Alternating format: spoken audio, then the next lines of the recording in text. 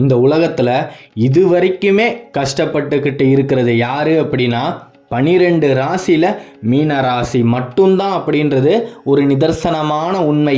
ஏன் நீங்கள் நினச்சது மட்டும் எதுவுமே கைகூடி வரமாட்டேங்குது? உங்களுக்கு மட்டும் ஏன் நல்லதே நடக்க மாட்டேங்குது? எல்லா கஷ்டங்களும் ஏன் உங்களையே தேடி தேடி வருது? இது அத்தனைக்குமே காரணம் நீங்களா? உங்களுடைய கிரக கோச்சார பலன்கள்.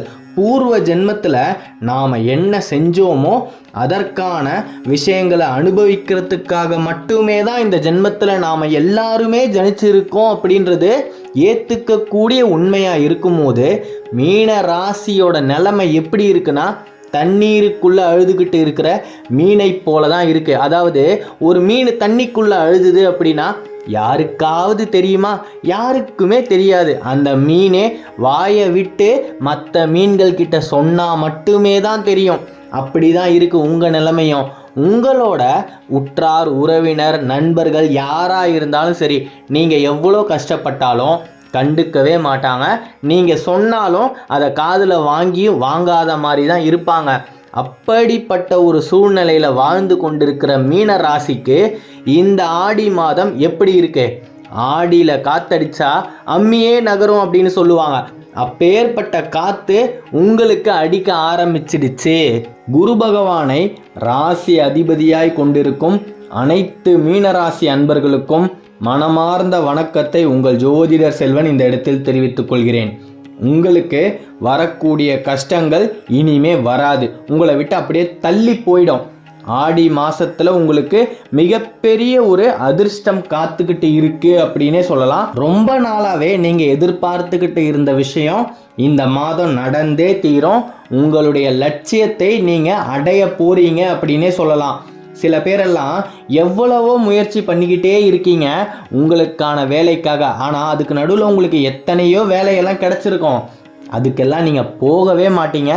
எத்தனை வாய்ப்புகள் வந்தாலும் அதை நீங்கள் பிரயோகிக்கவும் மாட்டீங்க.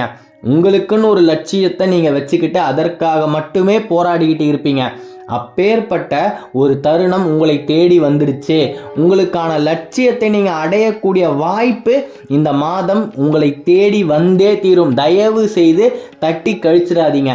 எந்த காரணத்தையும் சொல்லாமல் அந்த வேலை எவ்வளோ தூரத்தில் இருந்தாலும் சரி, என் குடும்பத்தையே நான் தான் காப்பாற்றணும், என் தலை மேலே இவ்வளோ பொறுப்புகள் இருக்குது, இது எல்லாத்தையும் என்னால் விட்டுட்டு போகவே முடியாது, அப்படி இப்படின்னு எந்த சாக்கையும் சொல்லாமல் வரக்கூடிய வாய்ப்பை உபயோகிக்குமாறு மீன ராசியில் இருக்கக்கூடிய அனைத்து அன்பர்களையும் இந்த இடத்துல ரொம்பவே தாழ்மையாக அழுத்தி கேட்டுக்கிறேன். முக்கியமாக ஆடி மாதம் முடிகிற வரைக்கும் எந்த விதமான பத்திரப்பதிவுகளையும் நீங்கள் செய்ய வேணாம். அப்படி செஞ்சீங்கன்னா 1க்கு 100 முறை அலசி ஆராய்ஞ்சிட்டு தயவு செய்து அந்த பத்திரம் சம்பந்தப்பட்ட விஷயத்தில் நீங்கள் ஈடுபடுறது ரொம்ப ரொம்ப நல்லது. ராகு கேது இந்த காலகட்டத்தில் உங்களுக்கு சாதகமாகவே இல்லை. ராகுவை போல் கஷ்டத்தை கொடுப்பாரும் இல்லை, கேதுவை போல் கெடுப்பாரும் இல்லைன்னே இருக்கும்போது தொலை தூரத்துக்கு தனியாக வாகனத்தை இயக்கிக்கிட்டு போகாதீங்க.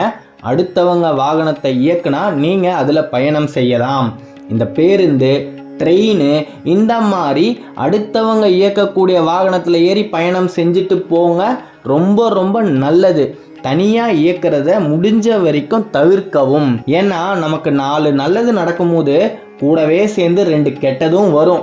அப்பேற்பட்ட கெட்ட விஷயங்களை நாம் தவிர்க்கணும் அப்படின்னா நாம் தான் கொஞ்சம் சுதாரிப்பாக இருக்கணும். இந்த காலகட்டத்தில் வெங்கடாஜலபதியோட அனுகிரகம் உங்களுக்கு பரிபூரணமாக இருக்குது.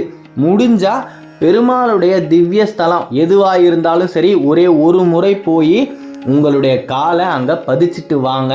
அதுக்கப்புறம் உங்களாலேயே பொருளாதார ரீதியாக நீங்கள் கொஞ்சம் கொஞ்சமாக உயர்ந்துக்கிட்டு வர்றதை நிச்சயமாக பார்க்க முடியும். உங்களுக்கு சகல சௌபாக்கியங்களையும் அந்த கோவிந்தன் வழங்கணும் அப்படின்னு முடிவு எடுத்துட்டாருங்க ஐயா.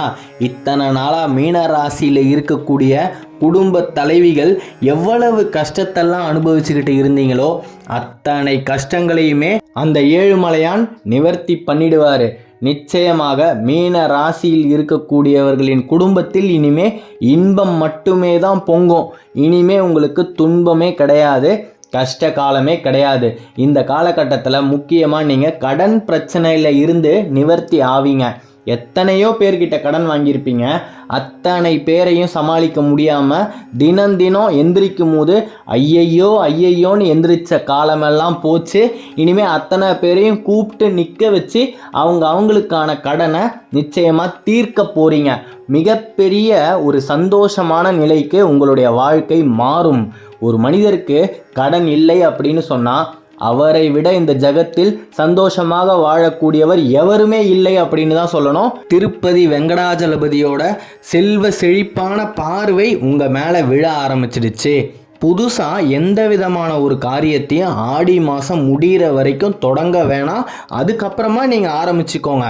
பல சிந்தனைகள் உங்களுக்கு ஓடிக்கிட்டு இருக்கும். இந்த விஷயத்தை புதுசாக தொடங்கலாமா, அந்த விஷயத்தை தொடங்கலாமா, அதை இப்படி செய்யலாமா, இதை அப்படி செய்யலாமான்னு எதையுமே இப்போ ஆரம்பிக்காதீங்க. தெய்வத்தோட அனுகிரகத்தையும் அருளையும் முழுசாக உங்களுக்குள்ள நீங்கள் வாங்கிக்கிட்டு அதுக்கப்புறமா அந்த அருளோட உங்களோட வாழ்க்கையில் நீங்கள் நடக்க ஆரம்பிச்சிங்கன்னா நீங்கள் நடக்கும் பாதை எல்லாமே உங்களுக்கான பாதை தான். நிச்சயமாக உங்களுக்கான வெற்றியை நீங்கள் அடைஞ்சே தீருவீங்க. மீன ராசியில் இருக்கக்கூடிய அன்பர்கள் சிகரத்தில் ஏறி உங்களுடைய வெற்றி வாகையை சூடக்கூடிய காலம் வந்துடுச்சு அப்படின்னே சொல்லலாம். தவிர்க்கவே முடியாத ஒரு சூழ்நிலை இருக்கும்போது இந்த மாதத்துல தான் புதுசாக சொந்தமாக ஒரு தொழில் ஆரம்பித்தே ஆகணும் அப்படின்னு ஏற்கனவே தேதியெல்லாம் குறித்து வச்சிட்டிங்களா? பரவாயில்ல. முச்சந்தியில் இருக்கக்கூடிய விநாயகருக்கு ஒரு தேங்காயை உடைச்சிட்டு 9 தோப்பு கரணங்களை போட்டுட்டு நீங்கள் எந்த தொழிலை ஆரம்பிக்கணும்னு நினச்சிங்களோ அந்த தொழிலை தாராளமாக சந்தோஷமாக ஆரம்பிங்க. நிச்சயமாக அந்த வினை தீர்க்கும் விநாயகர் உங்கள் கூடவே இருந்து உங்களை ரட்சித்து அருள்வார். கணவன் மனைவிக்குள்ள வரக்கூடிய பிரச்சனைகளை தவிர்க்கணும் அப்படின்னா மீன ராசியில் இருக்கக்கூடிய கணவரா நீங்கள் தயவு செய்து அந்த பிரச்சனையை காது கொடுத்தே கேட்காம அந்த இடத்துலேருந்து நகர்ந்து தள்ளி போயிடுங்க. கோபமெல்லாம் குறைஞ்சதுக்கப்புறம் திரும்பி நீங்கள் உங்களுடைய இல்லத்துக்கு வாங்க. வாக்குவாதம் மட்டும் பண்ணாதீங்க. அப்படி வாக்குவாதம் ஆரம்பிச்சுது அப்படின்னா மிகப்பெரிய ஒரு பிரளயமே வரும்.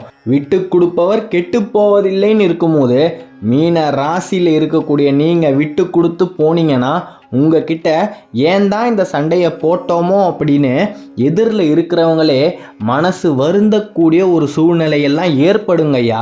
மீன ராசியில் இருக்கக்கூடிய குடும்ப தலைவிகள், இல்லத்து அரசிகள், நீங்கள் உங்களுடைய நெத்தி பொட்டில் மஞ்சளையும் குங்குமத்தையும் பொட்டு வடிவத்தில் வச்சாலே மகாலட்சுமி உங்களுடைய இல்லத்தில் வாசம் செய்ய ஆரம்பிச்சிடுவாள். அப்போ உங்களுடைய இல்லத்தில் எந்நேரமும் சுபிக்ஷமான ஒரு சூழ்நிலை மட்டுமே தான் இருக்கும்.